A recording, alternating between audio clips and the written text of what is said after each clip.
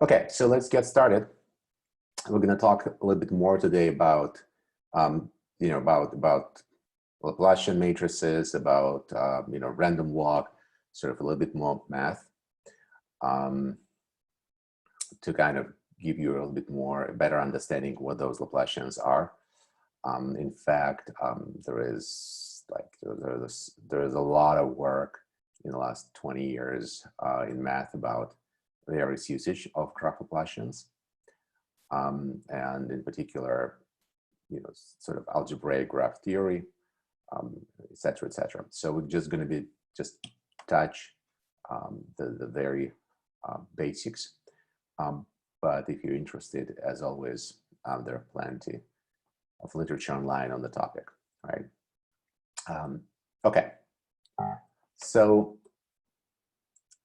as I mentioned before, we're going to talk about sort of random walks and graphs. We're going to talk about diffusion and connection in between this Laplace operator, the sort of Laplacian on the graph, and the actual Laplace operator that physicists using. And we talk a little bit more about spectral graph theory and normalized Laplacian. And in fact, those bounds for lambdas, they actually belong to normalized Laplacian, not just the usual Laplacian. Okay, so first of all, random walk on the graph. In fact, we talked about this already before when we discussed PageRank, because one of the sort of models and approaches to PageRank is random walk, right? And so you should be familiar with this concept. But the idea is a random walk on a graph is just a sequence of vertices where each, we're starting from low. Sorry. We are starting from any node. Say, for example, starting from this node, one can go either to this node, or this one, or this one, or this one, and that selection is done uniformly at random. And anytime the node comes to the second node, for example, to this one, you again repeat this process uniformly at random, select where to go. Might as well go back or go forward.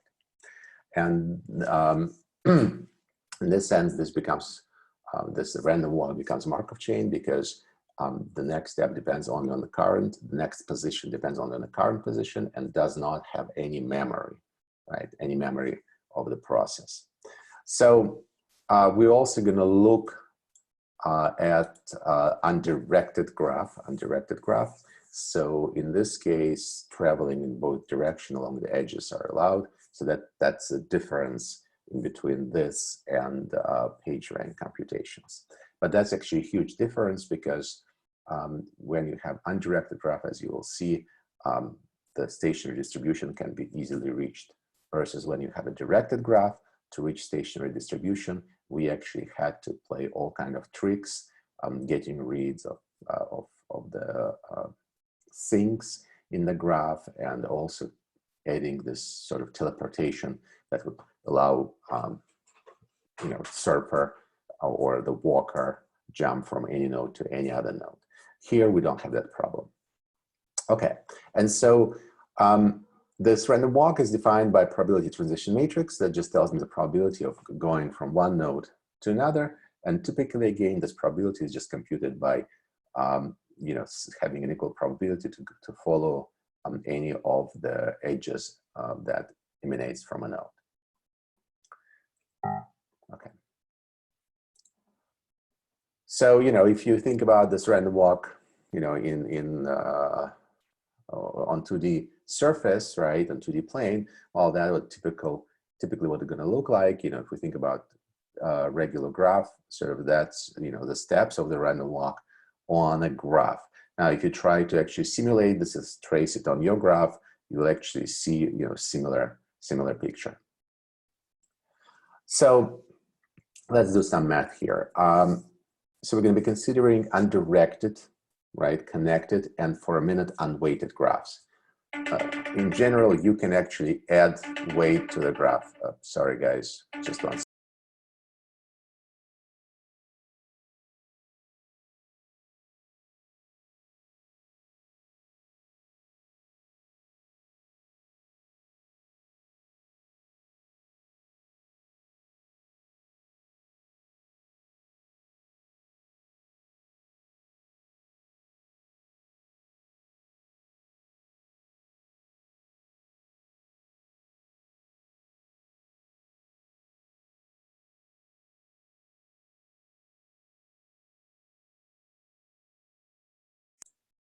Sorry, things that were supposed to happen at a different time always happening, of course, when you don't need them. Okay, so back to our story.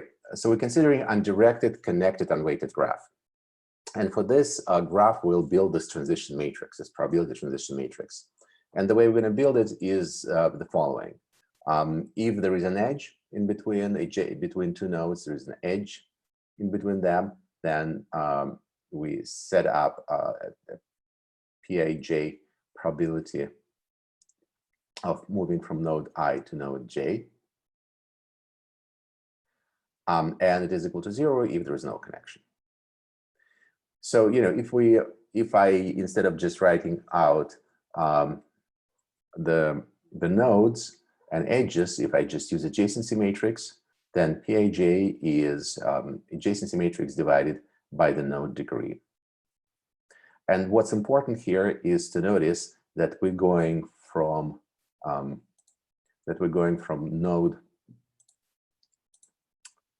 The matrix is when you have a notation Aij, right? That notation assumes that we're going from node I to node J, right? So the walk goes from node I to node J, and that's why we normalize it by the degree of the node I, right? Because the whole meaning here is that you're going from the node I in possible directions. And so you have as many options as the degree of that node. And so that's why you normalize by the node degree, okay? And the index I here is because it's going from I to J. Make sense? Okay. So you can actually write it, you can write it this way, or you can actually put in, just as a diagonal matrix, and it's just convenient notation. You put a d-1 where the matrix is diagonal, and that's how we define it. Then, again, the very simple math says that the probability that the walk actually sits on the node I at time t, right? And we can calculate the probability of the walk to be at the node j at the time t+1. And the way you do it is you just sum up probabilities of being on the neighboring nodes times the transition probability of going from those nodes to transitioning to node j. Okay, so it is a probability of being on node I times the transition to node j, and summing around all the nodes I in the graph. Okay, and so then just plug this in, and that's what you get. All right, and so in matrix form, it's a probability of being, again, and this is a probability vector because the walk can be on any node in the graph, right? It's just different probabilities of being on different nodes, and that's how you compute, right? A probability of being on any node at t+1 starts from probability of being on node t, and that's your matrix. Now, again, I want you to pay attention to this. We are, in fact, multiplying the matrix from the left, right? The reason for that is because of the indices, right? If it says pi, di, aij, well, this is, you take a row vector and multiply by the matrix, right? So you do it that way. That's how it works, because this is the first index of the matrix, right? Typically, when you do matrix vector multiplication, you do it on the second index, which means you multiply matrix on the column vector on the right. Here, it's a row vector, and you multiply it on the left, okay? Now, of course, you can write the transpose of the matrix and multiply it, you know, on the right by the column vector. But this is sort of traditional notation in the Markov chains. So we keep it that way. Now, if you think about like modeling and simulation of this, for example, if you want to think about this as a like actual walk, right? You can say, okay, I'm starting with p0 vector at time 0. That is, you know, probability of that's terrible of being on different nodes is 0 except for 1. It is 1 on one of the nodes, 0 everywhere else, and then you're iterating that vector, and that changes probability, and so slowly your probability with having a peak of being on one node, it kind of spreads around because, you know, depending on how your how your graph moves, right? How your graph is arranged. If, for example, a node has, you know, 4 options to go to, well, it gets 25% probability to be on each of the nodes, and that's vector p is actually that probability. Does that make sense? I have a question. Yes. It should be not converged in all time. I mean that it seems like Markov process which cannot be converged with some condition. Yes, that's exactly what we're going to be talking about in a minute, is if this is going to converge to a stationary distribution, right? So if there is, when we start with particular distribution, right, with maybe, you know, probability 0 on every node and some probability on one node, after multiple iterations, will we get to the situation when the distribution will stop changing, right? So you kind of apply this operator and nothing changes, right? And that means that we get to the stationary distribution. And that's what we're going to do on the next slide. Okay. So let's go to the next slide. So as I said, we're starting from initial distribution, right? And then we, you know, do step by step by step. And if we make t steps, the way to, you know, write it and the way to understand it is that distribution p of t is, you know, p0 times the matrix to the power t. All right, that's t steps. Now, if we have a connected graph, and we you know, we're not doing any bipartite graphs here, then we can show, and we're going to show it in a second, that this process, these iterations, will actually converge to what's called stationary distribution, right? And so, which means, you know, if it's stationary distribution, you plug it into this equation, and that's really means, you know, this is the definition of stationary distribution, which sort of makes sense. Stationary means, you know, you apply the same operator, right? You make another step, but the distribution doesn't change. And, you know, by looking at this, you're realizing that this is in fact, you know, again, an eigenvalue problem with an eigenvalue corresponding to lambda equal 1. Sorry, guys, I'll have to take this.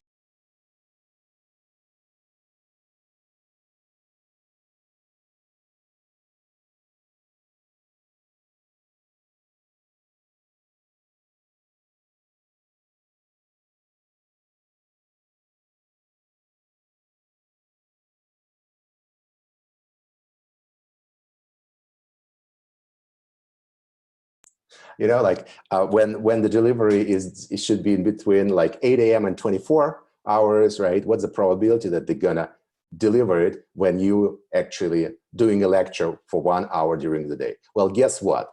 During this week, 3 times they've already done it. So the math doesn't work at all. I think they just know how to do maximum disruption. Well, anyway, so we have the probability distribution, and it's stationary, right? And so in order to find it, we literally just need to solve eigenvalue problem. Now, so far I was just showing you, like, look, this logic of taking the distribution and iterating leads us to eigenvalue problem.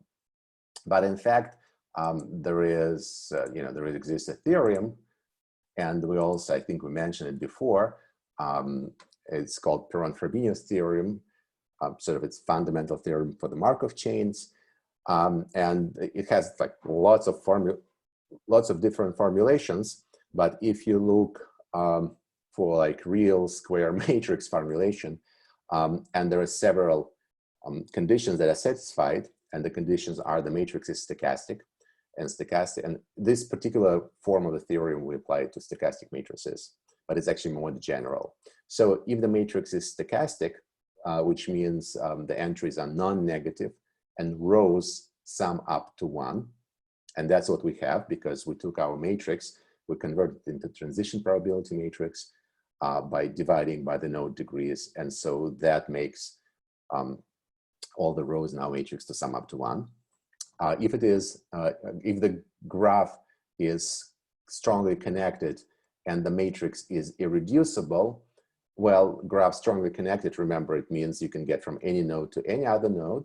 And when the graph is undirected, right, any connected graph is strongly connected. And we agreed to look on the connected graphs, so you can get from so the walk never gets stuck. That's what it means. And the periodic, well, we don't care here because you know, when you don't have directions in the graph, yeah, it is aperiodic. So all these conditions are satisfied, and so there exists a stationary distribution, which can be found as a left eigenvector. And this is, again, it's a left eigenvector, it's a raw vector, right? So it's a raw vector, left eigenvector. Potentially, I mean, you can actually write this as a right eigenvector, but then it has to be the transition matrix has to be transposed. So this left eigenvector, it exists, and it's in fact, it's unique, which is very good. So the distribution is unique. However you start, you always converge to that distribution. And in fact, the sort of power law iterations, which means, you know, you just multiply by matrix, that's why it works here because of this theorem. Now, the random walk on graphs is actually reversible. Reversible means, you know, you can sort of trace it and they can play it back, like in the movie, sort of, you know, take the frames and play it back, and you cannot tell where you know, which was going forward, which was going backward, right?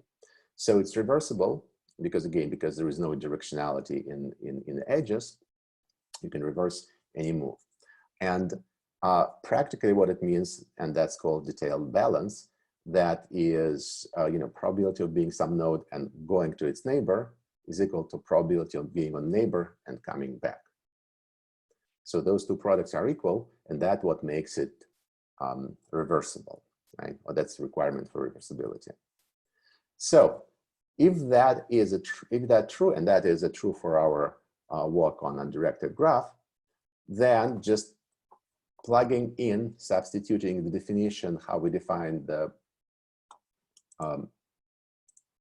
matrix, right, the transition matrix, plugging it here, you can easily see that this works.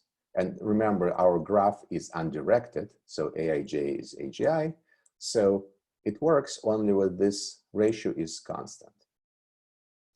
And so that means really, and by the way, you know, sum of all the PIs has to be equal to 1 because it's distribution.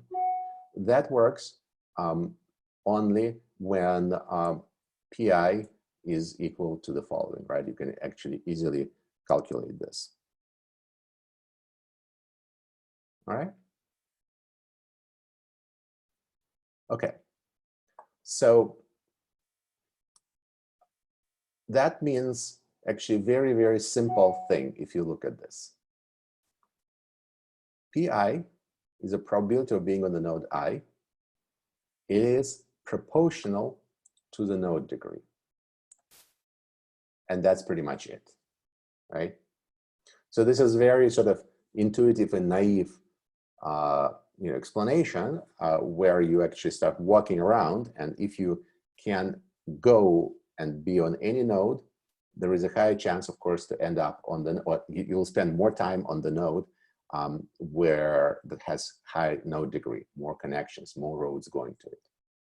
And again, remember, this is a random walk. There is no traps in this walk, so it's infinite. It's going and going and going and going. And so the walk visits different states, but what we observe is a probability, right, of being in a particular state. Probability being in a particular state means out of all the states it visited, you know, what's the fraction of visits were on this particular state, on this particular node.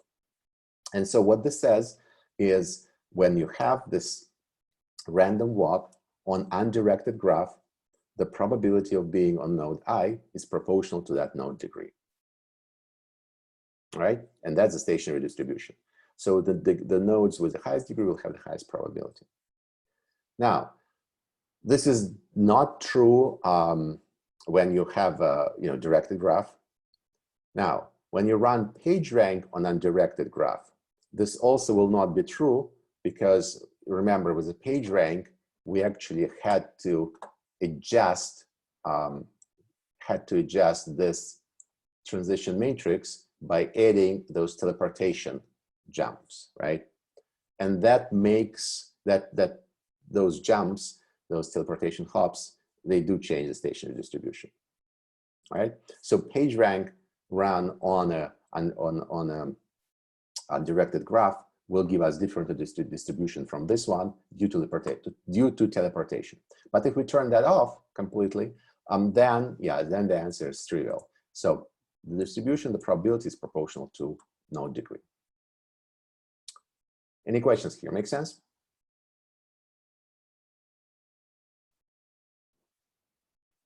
Okay. Okay, let me move on. Now, there are different versions of this random walk exists, right? For example, there is what's called lazy random walk. Now, lazy random walk means the following. The probability of being at a particular, getting at a particular node at time t+1 is split in between probability of being on that node and then moving there. So which means traditionally in the random walk, for the node being, for the walk being on a particular node, it can only, as a next step, it can only go to neighbors. With this lazy random walk, we're actually allowing a walk to stay on the node, right? With some probability. In this case, it's 50-50. So there is a 50% chance that you're going to stay on the node, and then there is a 50% chance for a walk to go onto the neighboring nodes, right? And then you can also show that it always converges, and it just converges to slightly slightly different eigenvalues. Now, what's interesting is that, and what's sort of interesting in terms of mathematics and actually quite practical also interest is to understand how fast your walk converges to the stationary distribution. Which means if you actually play this sort of walking game, how long do you need to do this, right? How many iterations you need to do to see distribution get to get distribution converge to the stationary case, right? It's kind of, at first distribution changes a lot, but then changes slowing down, and finally you get to the stable distribution. So the question is how many iterations you need to do before you reach this stability, right? And there is a theorem, for example, that deals with this, with the second eigenvector.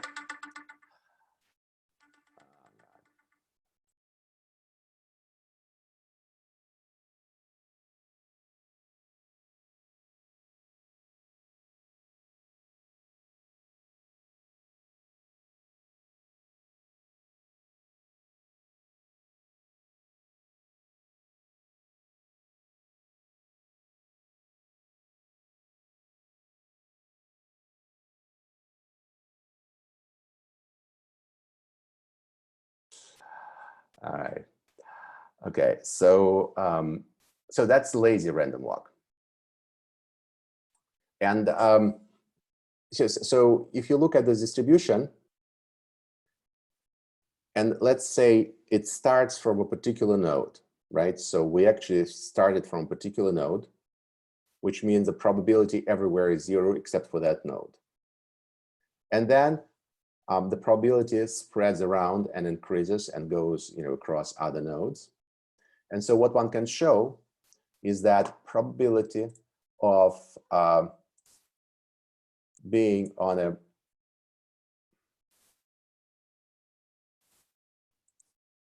probability of being on a particular of probability of converging, or the difference in between the probability of being a node and the final distribution actually depends on those nodes' degrees. And what's more important, it also depends on the second eigenvalue, the second largest eigenvalue, taken to the power t. What is I in this formula? D. Oh, d is node degrees. Yes, and in the denominator, I. What is I? Oh, it's node degrees of, there are two nodes. Node I is a node where you started. So P sub I, it's the vertex I, it's a node or vertex where the random walk started from. And J is any other node, any other vertex in the graph where you want to see how fast it will converge, right? So if you want to see how fast the node I will converge to the final distribution, you put there the degree of I, then that part cancels out, right? Make sense? So it's the best to start with highest node degree? It's best to start, yes. And that sort of, if you think about this, you want your walk to spread as fast as possible, right? And that happens if the node has lots of connections, right? Because otherwise it will sort of follow a particular trail. Here, if you start with a node of high degree, there is always, you instantly kind of getting onto the neighboring nodes. Okay. And so then there's this question about this lambda 2. And so now I want to remind you that this is that's the largest eigenvalues, right? So compared to the story with the one we did last time, where we looked at the smallest eigenvalue, here it's about the largest eigenvalue. All right, so lambda 1 is the largest eigenvalue, it's equal to 1, lambda 2 is less than 1. Because of Perron-Frobenius theorem. And here we're trying to estimate with that lambda 2, right? We're trying to estimate the speed of convergence. Okay, makes sense? All right.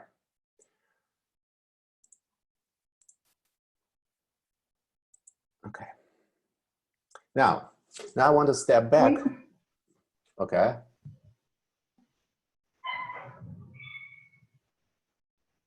Do you have a question, guys? No? All right. Okay. So let's talk a little bit about physics of diffusion.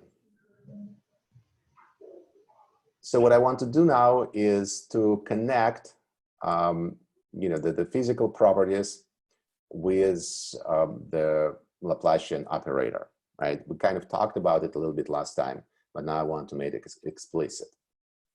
So just to remind you, from physics, diffusion, a movement, of a substance, you can think about the diffusion, in a gas or in water, or you can even think about diffusion of the heat. And typically, the physics says, and it's called Fick's law, that the diffusion happens against the gradient, right? Which means whenever you have material or temperature of the higher concentration, it's going to diffuse out of there, right? And so pretty much what this says is that if you have a region of the higher, high concentration of stuff, and my computer is just not obeying me today too well, then the flow will be out of that region, out of that area of high concentration, so against the gradient. And so if you have some, some stuff, and then you have a concentration of that, think about, putting a drop of ink into the water. There's a high concentration of ink within that droplet. And then according to the Fick's law, the flow will be of that ink will be out of that droplet, right? So that's Fick's law. Then there is a continuity equation, which just says that the change in the concentration is connected to the gradient of the flow, which means, you take some stuff out, the concentration drops. That's, as easy as that. And then when you take those two equations together, you take this Fick's law and you put it into this continuity equation. It's terrible.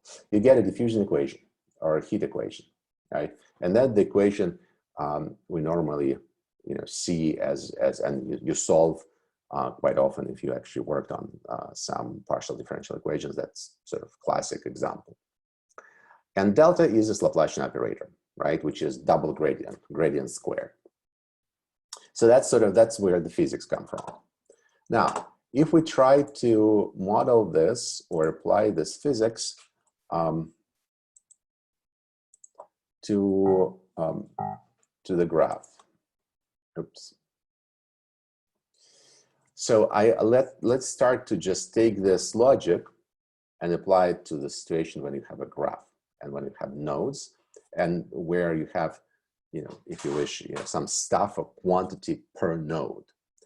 By the way, later on, we'll see that a lot of predictions that done on graphs, they're based on the same idea, based on the sort of propagation of something on graphs, right? So we can think about the quantity f sub I of t as, again, some sort of quantity of stuff on the graph, on the node of the graph. And what we're saying is that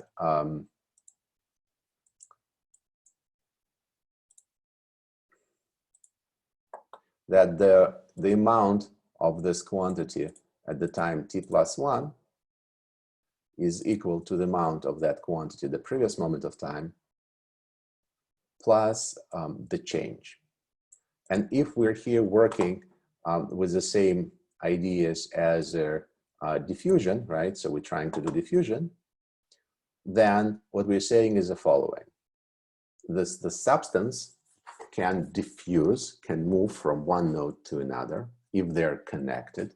So if they're connected is this Aij, right? So there's a connection between node I and node J. And then the stuff goes from node I to node J, from node J, I'm sorry, to node I. And that, the amount that flows is proportional to the difference of the values.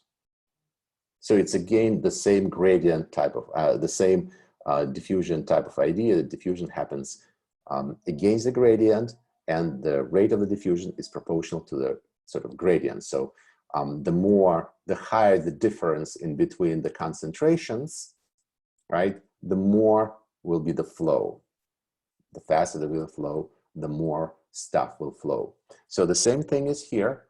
We're just saying that the amount of change depends on the difference on those nodes.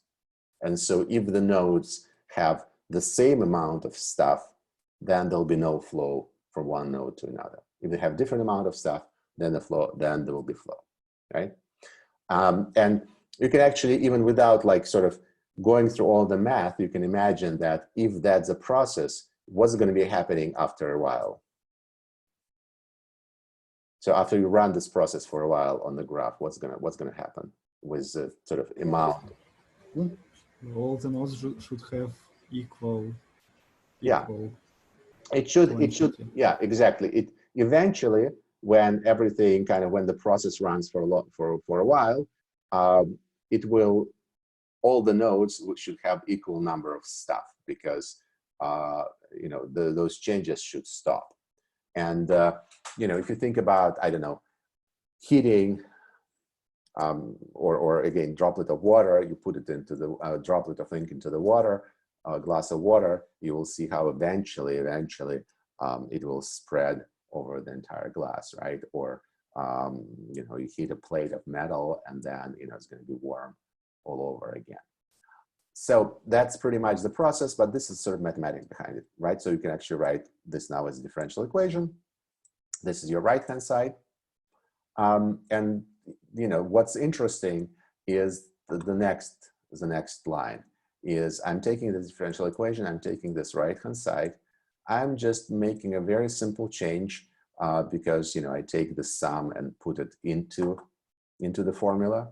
Then I realize that this summation is over j, and here we just have the node I, right? So I can take the sum, I can take this node outside of the sum, and then summing aij over j is actually gives me the node degree, the degree of the node I, right? So that's that. And then, you know, I can also take the sum out. If instead of just having a degree of the node, I'll put there also degree and delta ij, right? So it is, the sum becomes di when I is equal to j. So these are simple manipulations, but what did we get in here?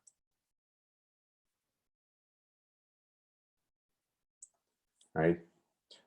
This formula we've seen on the previous lecture. And that's a graph Laplacian. So aij minus dij, right? We did it last time. And so from the sort of very simple physics, you realize that if you want to describe the diffusion on the graph, your Laplace operator, that sort of physics differential Laplace operator, can be represented as this graph Laplacian, which is adjacency matrix minus diagonal matrix of no degrees. Okay? And actually, that's why it's called Laplacian. Because, you know, there is this very direct connection with physics. So I have one question about C. What is the C here, the constant? C is some constant, the same way as here in the fixed law. I say, okay, the flow is proportional to the gradient, but we add the constant here. Like in physics, it's called fixed actually a constant that is different for different substances. Here it's just, you know, just a constant number that you come up with, and that will actually control in a second. You will see that that number controls how fast things you know, equalize. This is in some sense the you know, the speed of the flow, right, with which things move. Is it possible that in the same node there will be several particles in this moment? I know it should.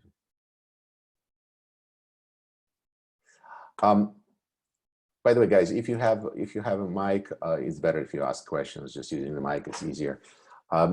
So, you know, how do we understand you know, diffusion on a graph, right? Well, just again, think about then maybe you know, like water pipes, right? So the nodes are you know, the bowls where there are waters, and they're connected with pipes, and then you again drop an ink and it can spreads through it, right? That might be sort of the you know, the visual intuition example about the diffusion on graph.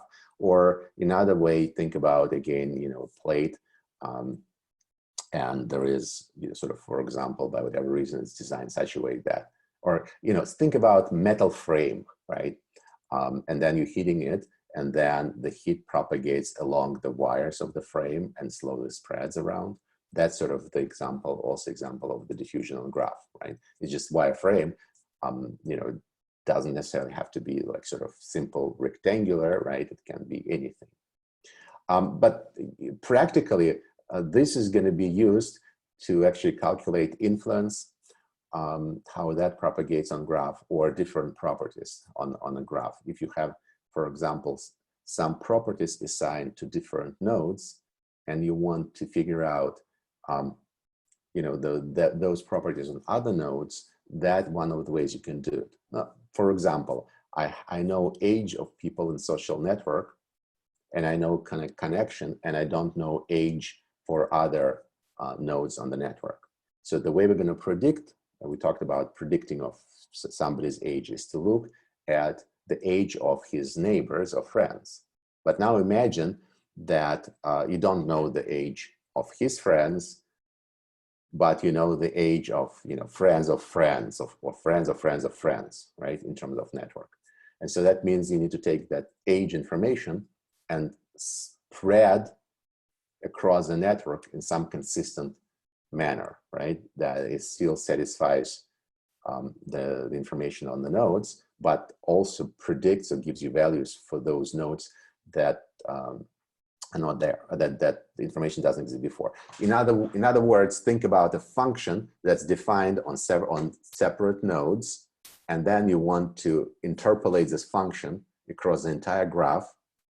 But the way you interpolate is you're interpolating along the edges. So that's what this pretty much describes. Okay. All right. So that's our graph Laplacian, the one we talked about before last time, and I just bring this up again. So we define it as a difference in between diagonal matrix and adjacency matrix, or if we write it explicitly, on the diagonal we have no degrees. Of the diagonals, if there are edges there, we have -1, and there is zeros otherwise, right? So if this is an adjacency matrix, and then we have degree matrix, then here is Laplacian matrix. Okay. You know, again, I'm coming back to this is because though we first saw the Laplacian matrix in the graph partitioning algorithm. In fact, you will need it over and over again, for example, again, here in diffusion, but in some other algorithms that are related to graph. Now, coming back to spectral properties, we also talked about them, the spectral properties of Laplacian matrix, that, you know, we have the eigenvalues, you know, we have their non-negative, and they have orthogonal eigenvectors, and the smallest eigenvalue is 0, right? And we discussed it previously, and the corresponding eigenvector is a constant, right? And the other eigenvectors will be orthogonal to this one, and the eigenvalues will be greater than 0. Now, couple points here. One is the number of 0 eigenvalues is equal to the number of connected components, right? So if you have one connected component, then it's only the smallest eigenvector. I'm sorry, then it's only the smallest eigenvalue that is 0. But if you have multiple connected components, then you can just see this by eigenvalues. And the second smallest eigenvalue, the one we in fact used previously, the one we discussed last time when we talked about graph partitioning, it also has a name of algebraic connectivity of the graph. It's also called spectral gap. It's also called Fiedler vector, the corresponding vector called Fiedler vector, by the name of a mathematician who actually investigated this in the 70s. Now, what's important is that, and that's where I gave you the wrong numbers last time, is that if we have a disconnected graph, for example, that lambda2 is equal to 0, right, as we discussed. But if we have totally connected graph, it is equal to n. And you know, I think last time I mentioned I had it equal to 2, right, or 1, which was a bit strange. So it does grow, of course, with the size of the matrix. So that's the main spectral properties. Now, why do we need them? Well, because if you remember, when you have, you know, differential equation like that, partial differential equation, if you solve it numerically, you solve it through finite differences. And, you know, if you do finite differences on a rectangular grid, then it is, you know, the traditional sort of finite differences. But if you try to do finite differences on a graph, where you find the difference in between neighboring nodes, then you get your Laplacian matrix. But if you want to solve this equation analytically, how would you do that? Let's say we have this equation, we want to solve it analytically. By the way, this is of course system of equations, right? Because this goes, we have an equation per node, right? So this describes the first node, then there's second node, third node, etc. So how would you solve this analytically? Do you remember from any math classes?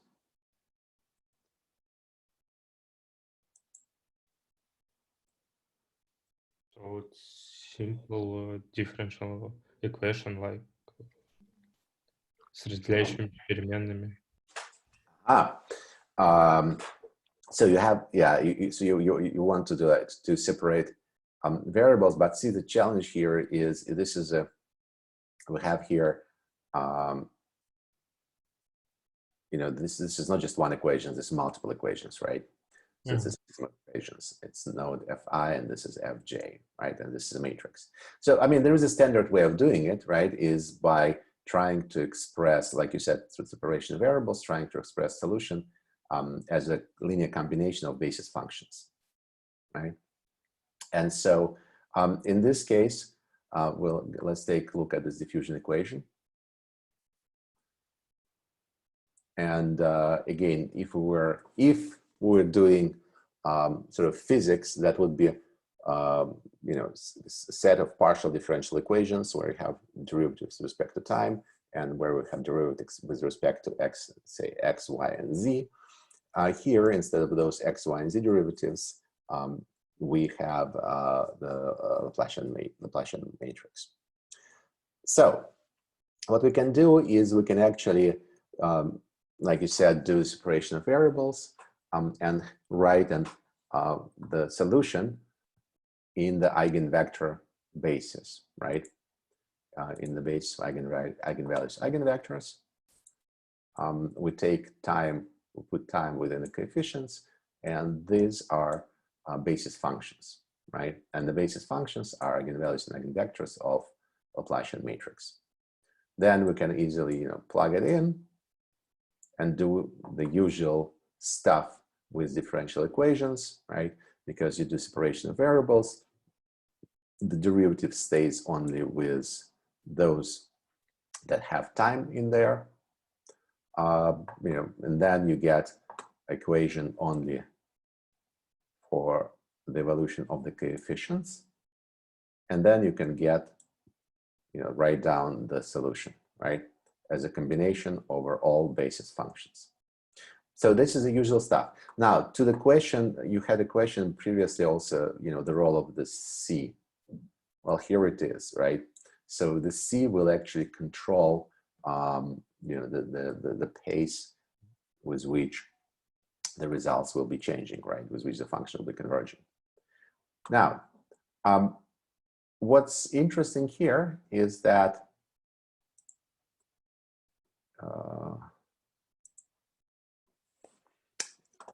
if we look at the solution,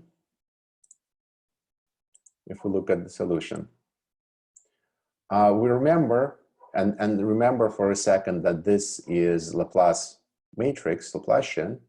So we have all lambdas are greater than 0, and the first one is 0, right? So we talked about it before. So which means when time goes to infinity, within the sum, t goes to infinity, all lambdas are greater than 0, c's are also greater than 0, so this exponents will go to 0, right?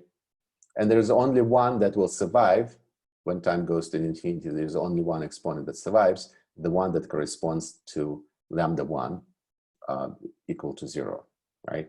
That's the only one that survives in here. And so the final distribution will actually depends on the first eigenvector. So the first eigenvector will tells you in the final state, how much stuff you will have on each node. All right. Now, that's like sort of intuitively clear process where you take something and it diffuses. Now, the reason I'm also talking about physical diffusion is to kind of connect this with a little bit with this process that we started the lecture, where we talked about the walk going from one node to another. Because if you remember, even in physics, there is this sort of macroscopic description of the diffusion, where you talk about when you write differential equations like that. But then there is also statistical approaches where you can actually look at the statistics and sort of random Brownian motion, and then use that to derive some of the equations. So, okay, here, and this is just a picture. I mean, sort of obvious picture. If I try to model the diffusion on the graph, and this is, I'm modeling it on the grid, right? But any grid is a graph, and the idea is that there is a starting combination where you have different sort of level of intensity, and then you run this diffusion as a simulation, right? Iteratively, it spreads. Eventually, it actually will completely level out. I didn't wait until the very end here.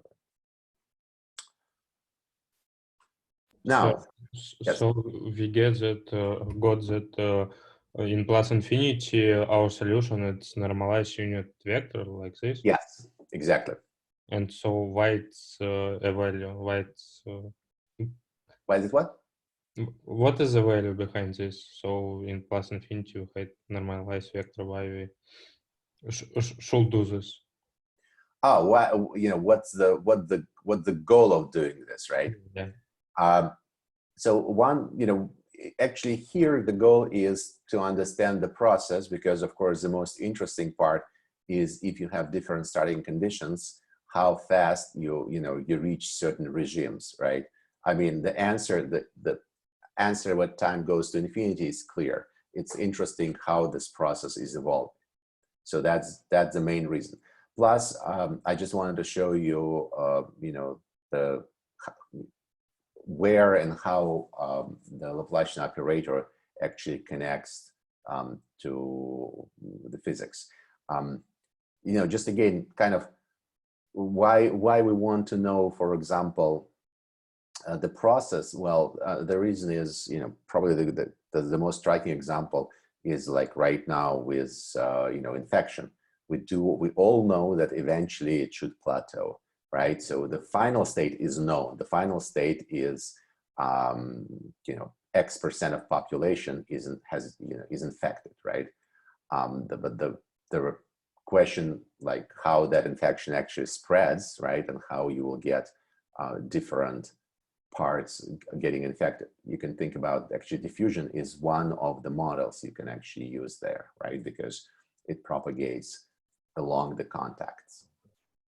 Is it adjacency matrix? Is this a heat map of an adjacency matrix? So it's for so here. Sorry, I couldn't understand. Map. Yeah, this is a heat map of an adjacency matrix. This is a heat map, right? So yeah, it is a heat map of adjacency matrix on top of adjacency matrix, where adjacency matrix is in this particular case is just a grid, just a regular grid on a regular. So it's a regular grid, which means every node has 4 neighbors, etc. Right? So that's sort of this is just done for an example, but you can of course do it on any graph you want, right? If you want to play this.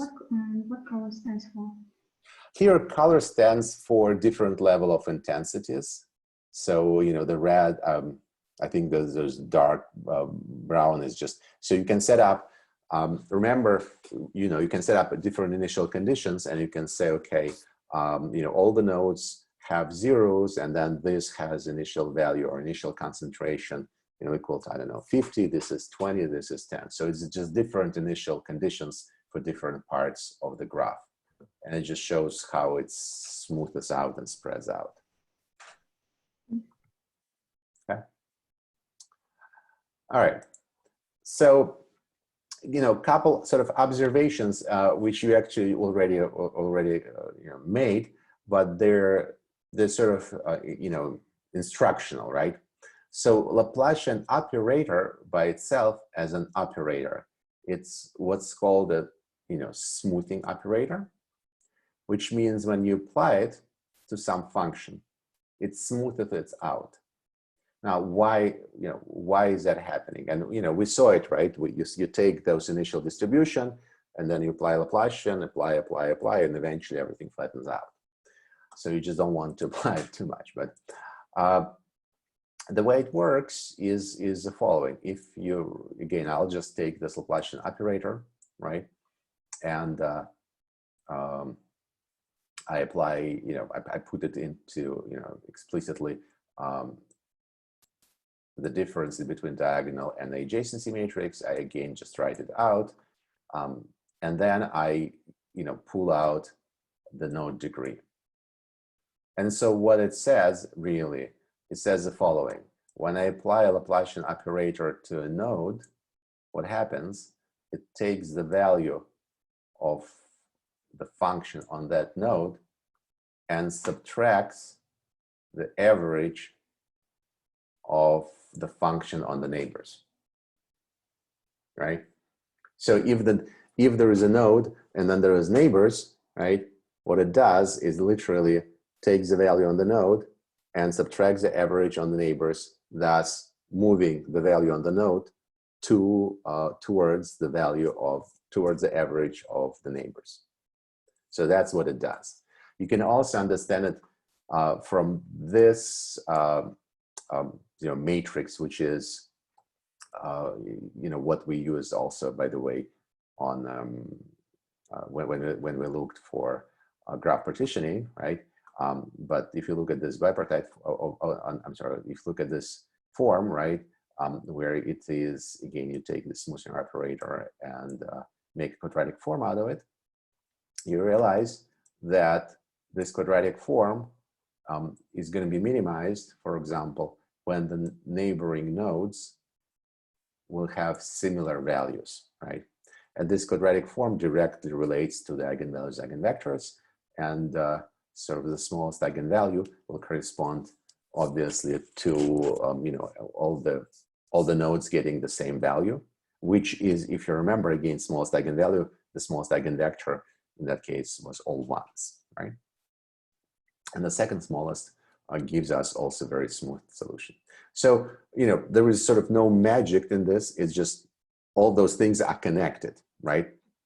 And when people do regression on graphs, they very often use this type of approach, right? And this is sort of, you know, though we started from this sort of physics and math, but again, if I ask you sort of naively, intuitively, let's say you want to predict somebody's age by knowing his contacts, you know, what would you do?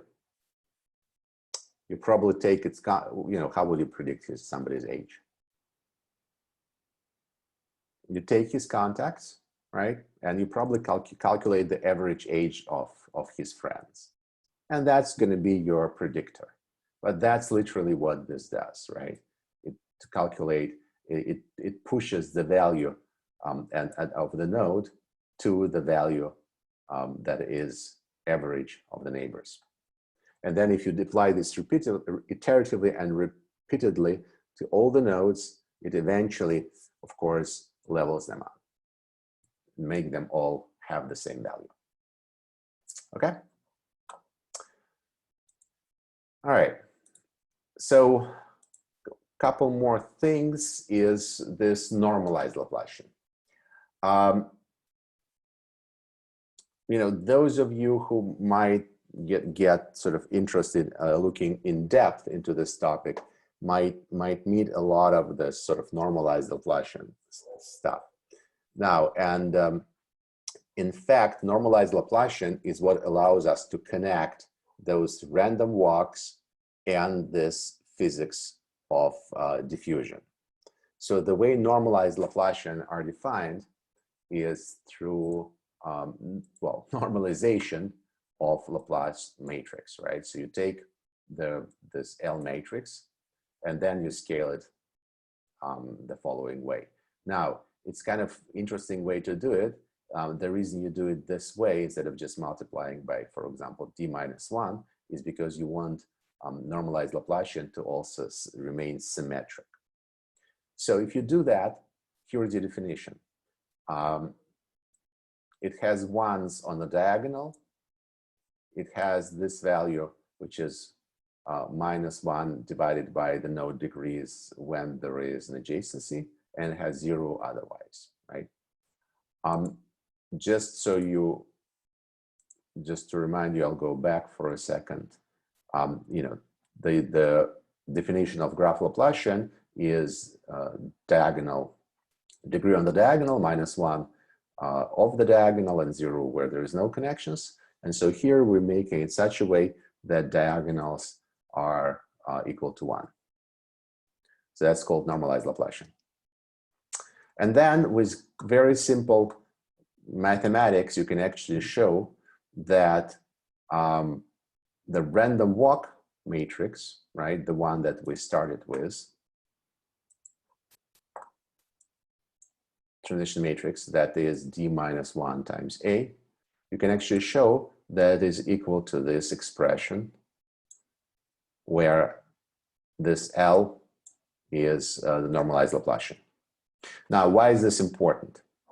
Well, because if you remember a little bit of linear algebra, what you do is you take, when you take a matrix and multiply by inverse on one side and another matrix on the other side, right?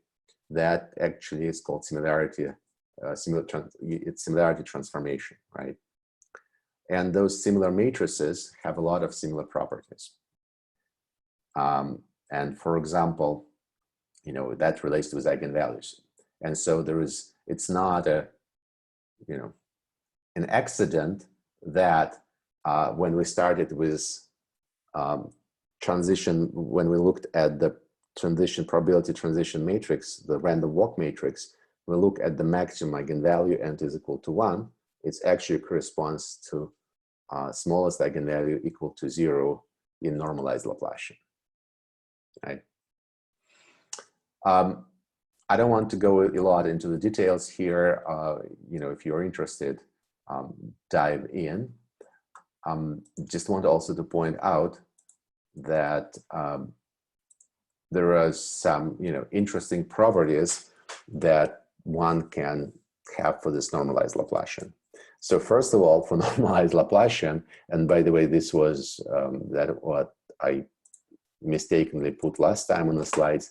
So for normalized Laplacian, all eigenvalues, they are in between 0 and 2, right? And here it makes sense because since it's a normalized matrix, the scale is already removed. But what's more interesting is this, what's called Cheever inequality and the conductance. Now, conductance, we actually looked at that property. That property, remember when we talked about the graph, let's say there is a, you know, well, yeah, it's hard to draw, sorry guys. Well, there is a graph, and then you partition this graph with the graph cut. You can calculate just either the number of edges that crosses that cut, right? That you need to remove to split the graph into 2 pieces. Or we talked about normalized cuts, where you take this number of edges and then you divide by the, for example, you know, degree of the nodes.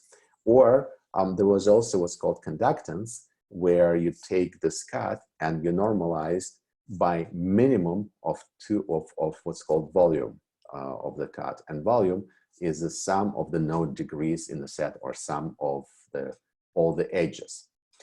So, so one can show that the minimum value of that cut is actually bounded by this second eigenvalue of normalized Laplacian.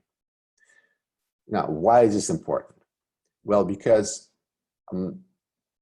this conductance, right, or this cut tells us how good of a separation of a graph you can have, right? So it pretty much tells you if the graph have some good clusters that you can find by splitting the graph. And conductance is a measure of it, right? If you have very good clusters, those cuts will be small. So what this formula says is that the smallest, this is the smallest possible cut, it's bounded, and it's bounded by these eigenvalues. So what it says, literally, if the second eigenvalue is small, there might be good clusters within the graph, and you should be able to find them. But if this lambda2 is large, then your graph does not have good clusters in it, and there is no good way to partition it. Whatever algorithm you run, you will never get good clusters. So that's actually a very strong statement and very useful. So you can actually take the matrix, take the graph, build Laplacian matrix, build normalized Laplacian, calculate this lambda2, and depending on the size of the lambda2, you can, it tells you the bound. It tells you whether you can have a good partition or not. All right. Okay. So, and again, thanks for bringing up last time, the wrong numbers here, so I could actually could look up and correct things. I think that's pretty much all. So today it was, again, another sort of mathematical part of the lecture, but there is a really deep literature on graph partitioning, on the spectral graph theory, algebraic graph theory, and if you're interested in the connection between this random walks, graph partitioning, that's just like literally almost a subfield of mathematics that is devoted to it. So if you're interested, dive in. This is a sort of some references that can help you get started. And the next lecture, we will go back to overview of clustering algorithms and some other things that you do on graphs. Any questions? I mean, I would like to know if we will have to calculate eigenvectors, eigenvalues of Laplacians on any exam, because it's really been actually like 10 or more years since I've done linear algebra. Or is it enough to know, oh, we're just going to look for the second eigenvector every time? It's a bit of a greedy question, and I would like homework if we need to do matrix multiplication, because I've never. Okay, look, I've not done. I'm sure on the computer you can calculate the eigenvalues, eigenvectors of matrix, right? That's not a problem. Now the question is if you can calculate eigenvalues, eigenvectors by hand, right? I don't remember if we kept that in the exam or not. But if we did, maximum what you need is to remember how to calculate it by the matrix for matrix 3 by 3. And I think you should be able to do it for 3 by 3, right? Remember? So I should look up. So I should look up some diagonal, homework. Yeah. I mean, in theory, I remember, but come exam time, there's limited time and everything. So come on, I would like some homework, or I will look for some homework myself. But I would like to know. Thankfully, I was spared this on the midterm. So look, I did think of it though. look, this is, yeah, this is again, if the matrix 3 by 3 and you write down a characterization equation, and they usually, in those questions, they usually design such a way that it becomes a quadratic equation, because usually one eigenvalue is easily found. And then I hope you guys still remember how to solve quadratic equation, right? Ax squared plus bx plus equal to 0. Someone was looking this up the other day, so I can say for sure someone here doesn't know. But yeah, I know negative b plus or minus squared. Good. Okay, so you do know. And then when you found eigenvalues, you can plug it back into the matrix and find eigenvectors. So, but again, I'll check, but I doubt even if we had it, it was ever more than 3 by 3 matrix. So, you're safe there. All right, anything else? So I have a question about what is the mass intuition behind this, that we choose second eigenvector, not third, not fifth. Maybe Chagrin equation some help for me to understand it or something. Well, there is some intuition, right, to this, and the intuition is, imagine that you have a string. Let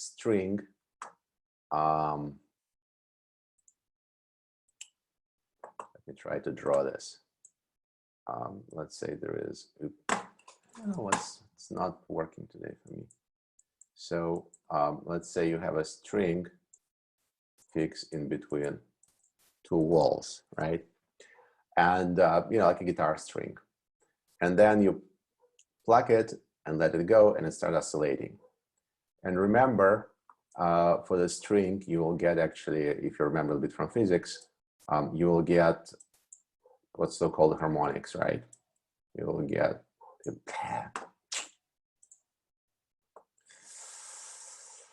I want to make it symmetric, but it doesn't work. You have, first harmonic, which is this way, right? And then you have a second harmonic, right? And then you can have a third harmonic, and so on.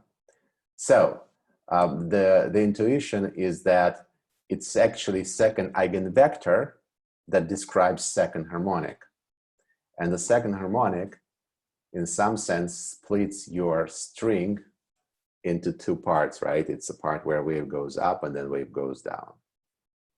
And so that's why it is, that's why it's second harmonic. And by the way I drew it, though, it's accidental, but if your string has non-uniform mass, then it's not necessarily split in the middle by this second harmonic, but the split will be shifted depending on the distribution of the mass. So the idea of the second intuition behind second eigenvector is that the first one just gives you the first harmonic, second gives you a second harmonic, which has a node in the center if it's uniform, and not in the center if it's not uniform. And that's why you can actually use it to split this string into two pieces. Does this make some sense? A little bit.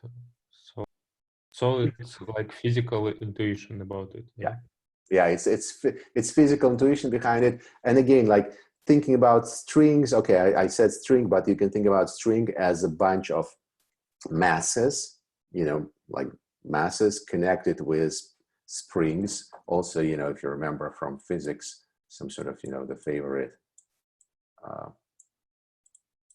usually in mechanics, you try to solve those type of systems where you have a bunch of springs connected, masses connected with springs. And you can also think about this system, how it oscillates, and how you can, how this eigenvalue helps you to, find the parts that goes, say, up versus goes down. That's the main idea, right? So that's why second eigenvalue. Do we need to consider third eigenvalue if we want to split in 3 clusters? And people have tried to do it, and sometimes you see that, sometimes it doesn't work too well. Yeah, there are people trying to use. There are several ways people trying to use you know, the separation. One is, as we discussed previously, is take the second eigenvalue. I'm sorry, take the second eigenvector and just split it by, you know, above 0, below 0. Then you can also, within the second eigenvector, try to see maybe there is some sort of gaps in the values, right? And then you group by those gaps and then split by those gaps. The other way is to take maybe second and third eigenvalue and look at two-dimensional space and see if there's any groupings there. Another way, just take the third eigenvalue and see where those gaps are in third eigenvalue and split by them. Again, this is more of, you know, more of intuition, right? But yes, you will see people using higher. So the fundamental mathematics, the way we described it, is about this second eigenvalue, right? And by the way, this is done by Fiedler in this 1973 paper. And the rest, all this higher levels, maybe there is some, you know, some fundamental stuff unknown about it, but you will see a lot of people kind of experimenting with it. I don't think, I mean, I don't know, I'm not aware of very solid sort of, you know, proofs there, except for except for this intuition. So it's just empirical and intuition. It's not much strongly proved yet. Again, I haven't seen. Maybe there is some proof somewhere, right? I've seen people using, you know, third and, you know, and again using like you're actually projecting this in low dimensional space. In fact, the Laplacian operator is also used a lot to project you know, nodes in low dimensional space. The reason is, again, if you look back here, what it will force you to do is you know, if you think about in this case, if you think about FIs and FJs as being coordinates, for example, it actually forces coordinates of the nodes that are connected. It forces them to be next to each other if these are coordinates, right? So there is principal component analysis that allows you to embed something in low dimensions, which is assign. Embedding means you take a graph and you want to assign to the graph nodes, you want to assign coordinates, right? Because you want to draw a graph on you know, on paper. And one of the ways to assign those coordinates is actually compute eigenvalues, eigenvectors of a Laplacian matrix, not adjacency matrix. And then take this, for example, first Laplacian vector as x, second Laplacian vector as y coordinates, and then you draw your graph. You can draw the nodes based on those values. And you know, looking at this, that you know, the operations right now, you realize that Laplacian will force those nodes that are connected, for this thing to be the smallest minimum, and that's what you remember. Finding eigenvalues, eigenvectors comes from optimization problem, right? So we're trying to minimize this. For this to be minimal, what's needed is for neighbors, and Aij, it means, you know, there is a neighbor. They should have those values close to each other. And so what happens, it projects them on the plane close to each other, so the connected becomes close to each other. Now, it works, but you know, for some graphs it works, for others it does not, because though it forces closed nodes to be next to each other, it does not force those nodes that are not connected to be far away from each other. And so it's, you know, it's better.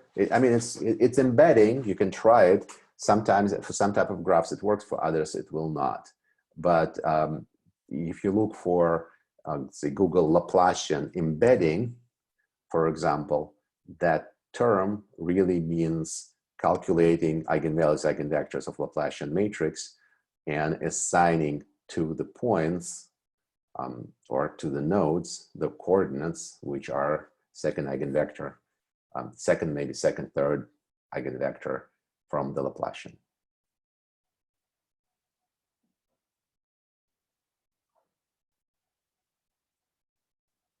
All right. Okay. All right, guys, if there's no more questions, we are done for today.